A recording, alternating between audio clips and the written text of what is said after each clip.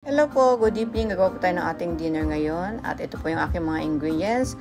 Sinigang na buto-buto po ang ating lulutuin. Napakadaming gulay po ang ating ilalagay. Palabutin muna natin yung buto-buto at maglagay po tayo ng sibuyas. Kamatis po, kan po ang ating gagamitin. Kalahati lang po ang ating ginamit. At maglagay po tayo ng tubig.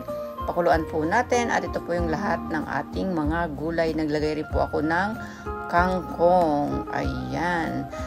Nahimay ko na po siya lahat at ito na po yung ating buto-buto. Lagyan po natin ng asin at paminta. Konti lang po at gagawa po tayo ng pickles na curry, daikon at ng ninjin. Suka, toyo at asukal lang po ang ating lalagay. Lagyan po natin ng sili. Babad muna natin.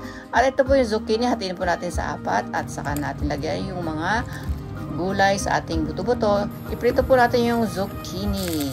Ayan na po. Balik din po natin.